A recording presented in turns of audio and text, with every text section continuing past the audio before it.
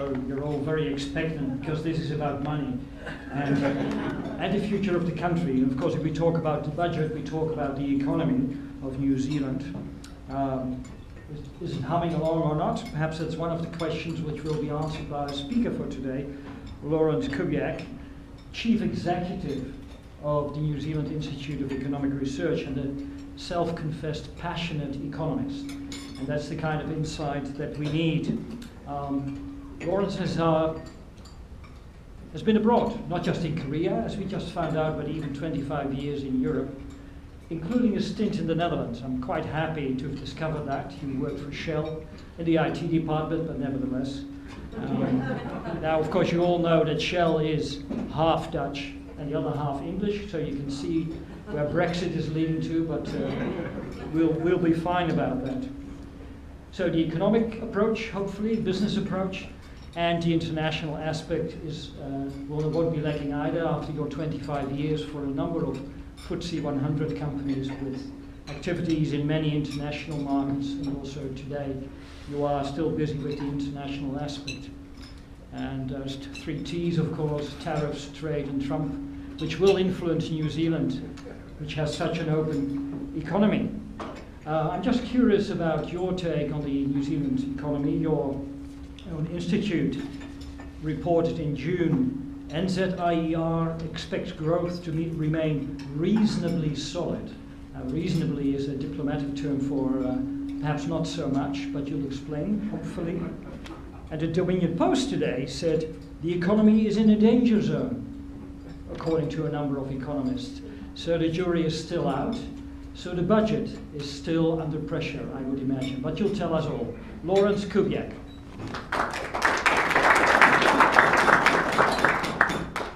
Well, thank you very much. It's a real pleasure to be here. And it was very interesting for me to observe how you do things in a Rotary Club. This is booming. Can you hear me okay? I'm getting a bit of feedback. How you do things in a Rotary Club. And I was very taken with your sergeant and the way that she imposed discipline upon the rabble that we had in the room. So I'm going to do some one-upmanship, and I'd like to start with a little, sort of post in a party game, please. So who would like to guess how many times, hands in the air, or just call out, how many times did the word business feature in the budget speech? Come on, have a guess.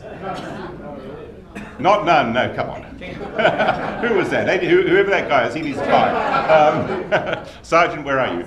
Once, not once? No, not once, no, come on, keep going. 10 times, do we have any advance on 10? 20?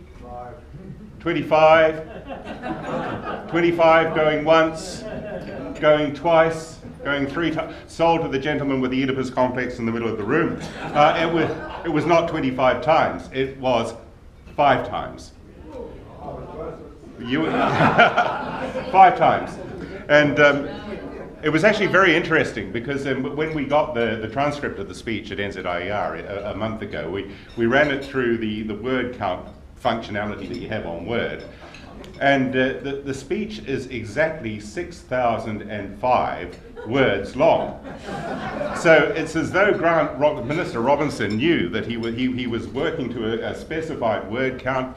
He got to 6,000, he stopped, and he added those 5 words just to keep Kirkhope out of his office and off his case. And it's very, very interesting. So we 5 times the business. So we started looking at this and looking at some of the other things, and productivity was 4 times. But government was 47 times, yeah. And I've got my crib here. Education was 27 times, and health was 30 times. So we put them all into a word cloud, which I didn't know we had this. I wish I'd brought it with me, because the word cloud was very interesting. We put it all in a sort of $sign, and if you looked at that word cloud, you could see the priorities that this government in coalition has. And it's what you would have expected, actually. There were no surprises here. What we have in front of us is a bunch of principled people who haven't been given the opportunity to put their principles into effect. That's exactly what they're doing. But the other thing you notice is that their field of vision is actually quite narrow. It's not a broad view of New Zealand society that you see if you look at that word cloud. And the major omission is business. Now, I don't think there's anything particular sinister about this. It's just the business community, the people who create the productivity upon which the rest of our economy depends. These are not people whom this government, I think, naturally think about. And there were other little tells. We know what a tell is? When you hypnotize someone and you know they're on their way, they'll make a little sign, and that's a tell. Okay, so just a little bit of free non-economic advice for you there. You can use it in your day-to-day lives. There were other various tells in there, and one of them, there was nothing in this budget about incentives, for example, to work, to save, or invest. Nothing at all. But a lot about transfers. So, business is not in the field of vision for this particular government. You know, this budget that we had a month ago, it was about redistributing the pie that we already have rather than growing the pie. Now, that's not to say that there aren't opportunities for business people. I mean, we must have some accountants in the room. Some of you do look desperate. Any accountants in the room? One there, okay, 2, 3, very good. You'll do well. Here's a tip for the next year: whatever the companies that you're working for are doing, call it R&D. Because with that large research and development credit, what's going to happen is every accountant in the country is going to earn their bonus this year by looking at the activities of the business and calling as much of that stuff as they can research and development. Because the system of distributing grants through Callaghan is being reduced, and we're getting a tax credit instead. And there are some other positive things with business in there. I mean, I thought the infrastructure stuff was actually quite promising. We can all quibble about how the $1 billion Shane Jones slush fund is being applied, but at least there's money there to fund some infrastructure in the regions, and it's a good thing. I mean, my concerns around that are, is it being done rigorously? Can we be sure that the projects that will be supported are actually those that will create value? So I want to see some rigorous cost-benefit analysis around those things, and I'd like to see the government supporting the types of infrastructure that actually support all businesses rather than individual winners here and there. So build the road, put out some broadband, that kind of stuff, because everybody benefits from that stuff. I'm not sure about supporting Company A and Region Y, whether that's such a good thing, because I think those decisions about how you take regional comparative advantage and turn them into sustainable profit are better made by markets. But good that they're focused on infrastructure and regional economic development, although there was one piece of desperation on the economic development front, regional economic development front. I see that they tagged some of the MFAT budget as economic development, and when you looked under the hood, those people were immigration officers, which I think are not natural candidates for engines of economic development. It was a very empty page. It's as though we could either put something else on this page, would have been the thinking, or we can increase the font size to 24. And instead they put something else on the page. But overall, this is not a business-focused budget. It's about other things.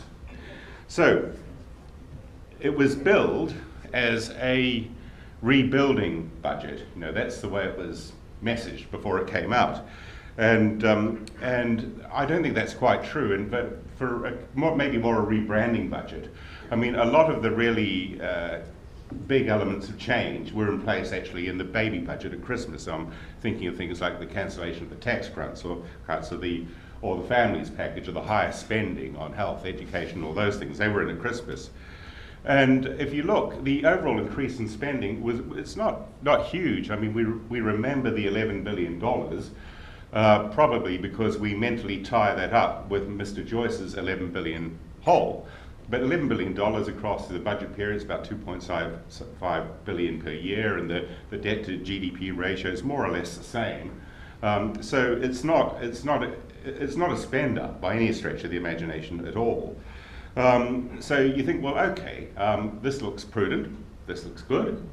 And to come to the theme of today's talk, what are the things that could blow this thing off course? Because it looks sensible, it doesn't look extreme in any way.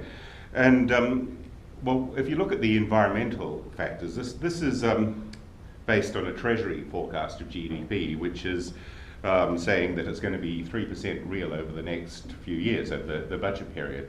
And that's at the optimistic end of expectations, I think you'd say.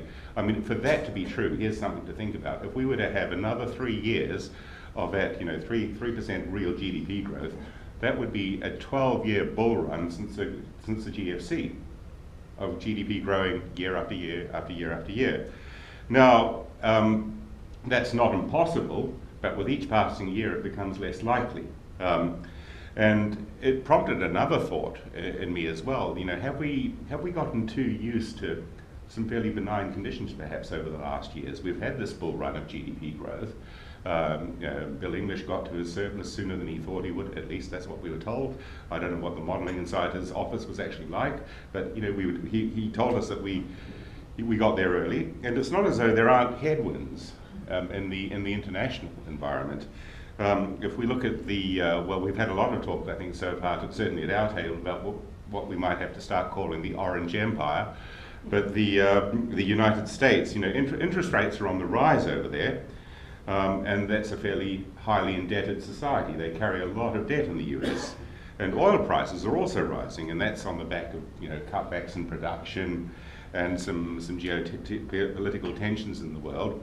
So it's not as though the weather is good outside New Zealand, economically speaking, particularly. So maybe it's a little optimistic to assume that things will keep rising. And it was interesting to read and hear about the commentators this morning, and that was specifically around GDP, and I haven't read the detail of it because I was at meetings for most of the morning. But no, people are starting to say, I think generally, that we shouldn't expect these benign conditions to continue.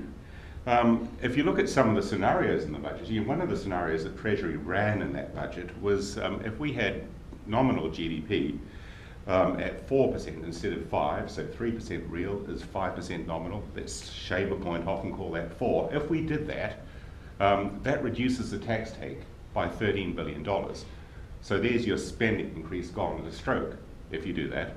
So it's all, there are some things that could blow this budget off, of course, but it's for all that quite a prudent budget, and I'll come back to that in a moment. Thinking about the budget a month on, who wins? Is it becoming increasingly apparent who are the winners? Now, I spoke a few minutes ago about some people being within the field of vision and others not being within the field of vision. And if you look at the common characteristics of the people who are in the field of vision, from that word cloud that we did back at the office a month ago, you'd say that what unites them is that they're all people who rely on transfers in some way. They're either beneficiaries, or they're people who rely on the spending power of the state, so they work in education or health or any of those large parts of our economy that are funded by transfers. The state pays, taxpayers pay for those people.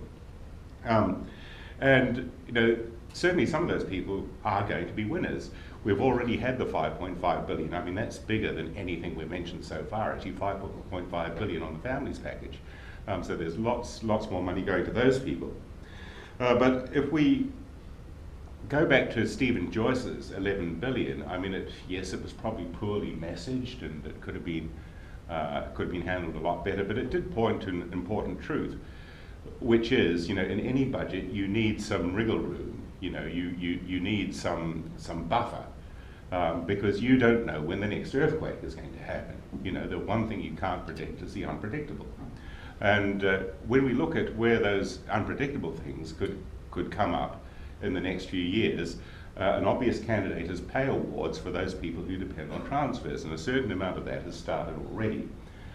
So if you're anybody who thinks that they need to catch up, if they're working in health or education, or if they haven't had an increase in the last few years and they have a strong union, they have a powerful voice with this particular government.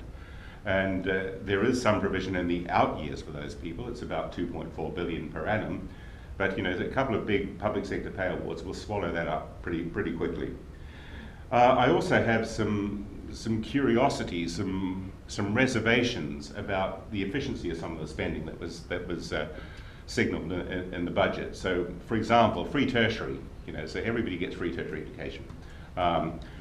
Why? Why? For people who can't afford it on their own terms, fine. But if we're going to forgive me, this may apply to several people in this room, I don't know, but if you're well off and you're wanting to pay for your children to just become another lawyer, I think it's legitimate to call that into question as the use of taxpayers' funds, right? I mean, how many do we have lawyers in the room? Am I about to get sued?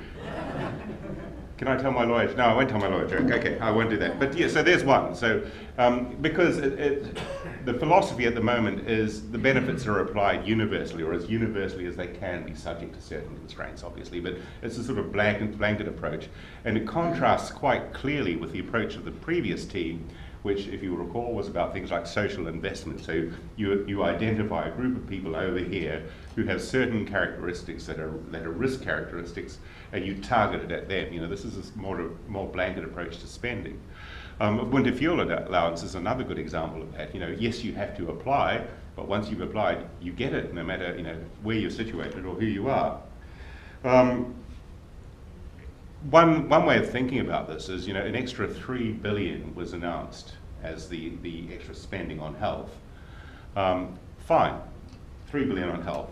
Are we going to get better services for that? Is that really going to be measured? Are we going to, is the service that we receive 3-4 years from now, as a consequence of that $3 billion from health, really going to be better than what we receive today? So I suppose, and this is taxpayer speaking now, I'd like to see an emphasis from this government on more thorough, more robust evaluation processes before and after the event. We've seen some, I think, considerable drop-offs with the way that the oil and gas decision was made as a very good one, where there doesn't seem to have been a robust process leading up to a decision that has some fairly wide effects. But for all that, and I'm conscious that I've been perhaps a little bit downbeat in these words, which I will bring to a close very quickly. But overall, I think well done to Minister Robinson for the here and now. And that's not to say that I'm withdrawing any of my reservations about the lack of incentives to work or invest or to save, or the efficiency of the summer spending. Far from it. But all that to one side, well done.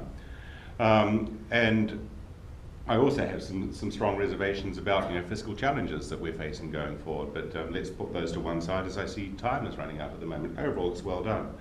Because if you think about what actually happened here, Minister Robinson worked into a situation in which the public accounts, the public books were in surplus, and economic conditions were relatively benign. We'd had that long bull run of GDP growth. And this is loosely equivalent to if you're a teenage boy, coming home and there's nobody in the house, mum and dad aren't there, and there's whiskey in the cupboard and car keys on the table. There's only one way that kind of scenario really ends. And Minister Robinson resisted those temptations. He didn't spend up like a drunken sailor and give rewards to all the people that he could have done in the short term. So I think he should be recognised from that. This was a fiscally prudent budget. But thinking through the future, talking to Derek Gill earlier today, he came up with a very powerful image, which was that of Odysseus on his way back to Ithaca, having fought the Trojan War and lost in Odysseus's case. But well, nobody won the Trojan War really. But anyway, to avoid the voices of the sirens, you must recall, he lashed himself to the mast so that he wouldn't be lured by the sirens and go and be with them and forget his quest to get back to Penelope and Ithaca. And if you think of that, that's kind of what he's done. He's set a prudent expectation through this budget. He's tied himself to the mast. Treasury is sort of steering the ship. He's not. But there are he shouldn't expect that the water will be calm going forward, because there are these pressures coming his way, and they're largely environmental. So they're the wind getting up and the waves getting choppy. There are things like the pressures on spending, what could happen in the international markets in terms of the interest rates that we might have to face and what that would do to our economy. But above all, they're the sailors on the ship as well, the people that are his fellow travellers, who will be wanting more and more through these pay awards for health and education, and probably for the kind of social considerations that are natural to the Labour Party as well. So Odysseus is tied to the mast. He's set an expectation. He's determined to be a fiscally prudent person, but there are all these other pressures upon him. And above all, he has signalled that next year's budget will be what he calls a well-being budget. And I don't think any of us know what a well-being budget is. It's tied to this idea that the Treasury has of the four capitals, where you have economic capital over here and social capital over there and environmental capital over here. And you make your decisions with a full recognition of those four capitals. And that's all fine and dandy until you try and trade those things off against each other, which is what you will have to do in a budget. So how much of your economic well-being are you willing to forego to achieve a certain increment of social capital, measured who knows how, or environmental capital, whatever it might be. So I think the next year is actually going to be extremely interesting as we go into this world of the well-being budget, which is not terribly well understood, and in which there are all these pressures upon the minister to make pay awards and to keep the economy afloat, because I started talking about business, and there are increasing signs that business is getting spooked by the way this government is progressing. And maybe that's a development that I'd certainly like to see from this government over the next 2 years, actually widening the purview and thinking about what it means to run a business, to establish a business, and recognising the crucial role that plays in the New Zealand economy. I'll stop there. I see I've just hit the 15 minutes. Many thanks for listening to me. Yeah, happy to take any questions. Yeah. Gentlemen, oh, sorry, yes. Hello. Yes, here. Thank you very much for your speech. Just wondering what immediate risks there are for the New Zealand economy from Brexit. Yes, we did some work on that. It would be about 18 months ago now, and the risk to the New Zealand economy actually came from the softening in demand from which was ultimately driven by the uncertainty. So because nobody knows what the rules are going to be really, and that means that people are less likely to engage in a situation where they don't know where the rules are. And the effects, I don't remember the numbers now, but the effects were not huge, but we'd miss them if they weren't there, because we're actually not that exposed to those economies in a way that we were several decades ago. We're not exposed to the same degree. Our trade links are much more diversified now than they were perhaps in the 70s and 80s. But there will be some effect, and it seems to be driven around the uncertainty. Now, we did that work 18 months ago, and I can't see that the uncertainty has gotten any better. If anything, I would say there seems to be more unclarity and confusion around who's going to do what with whom on what terms, in what's only a few months away when it's all said and done, than there was then, and that is concerning. There was a gentleman back there as well. It's private financing initiatives, the Waikeria prison rebuild, and yeah, stuff like that, heading down that direction as is some of the roading. In Britain, it's been shown over a number of years that ends up costing a lot more than if the government borrowed direct. What's your views on government direct borrowing as opposed to private financing initiatives?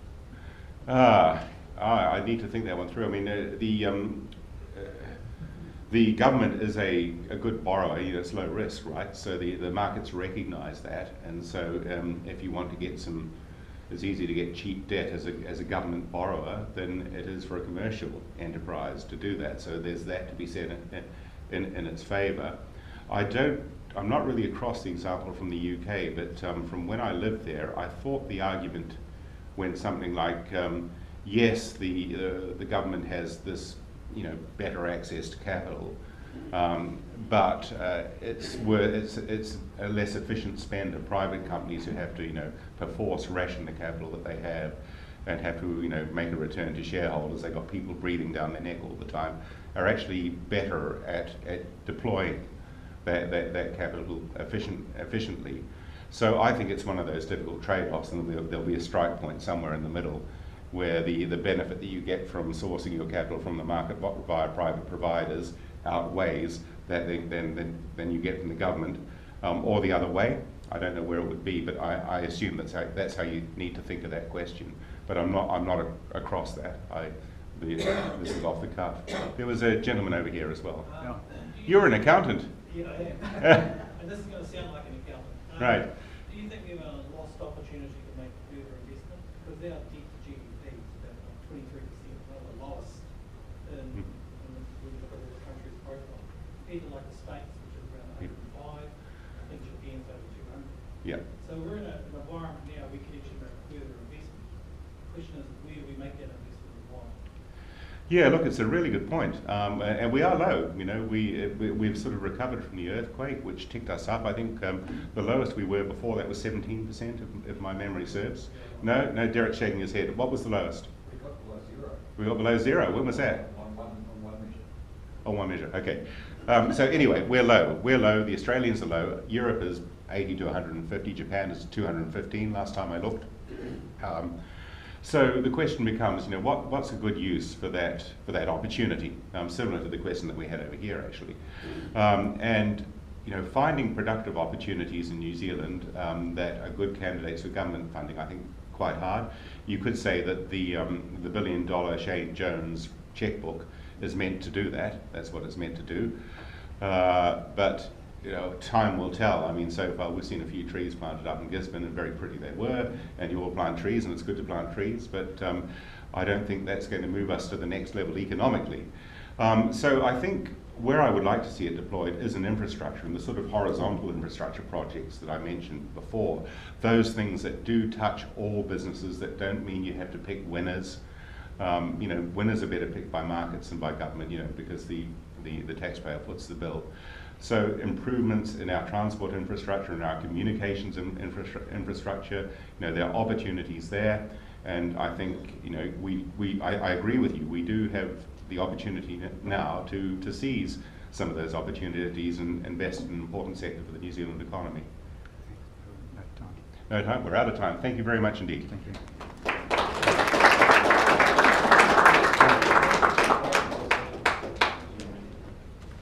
Well, Laurie, thank you very much. The number of questions and the fact that people were lining up to ask even more before the President imposed his dictatorship, leader of the unfree world, we discussed that too, shows how well received your unscripted but well-structured presentation was. And I'm pretty sure that many more things could have been discussed. I particularly like your reference to the possibility of an orange empire. You know, orange is the national colour of the Netherlands. It's not always negative. You've already had your orange empire. Yeah, part of it was coming here as the first Europeans 375 years ago. No Abel Tasman, no James Cook. Okay. So thank you very much. I have the privilege of handing you over something, and I have no idea what it is, to be quite honest. But with a handshake, I'll do it now. Thank you very much indeed. Thank you.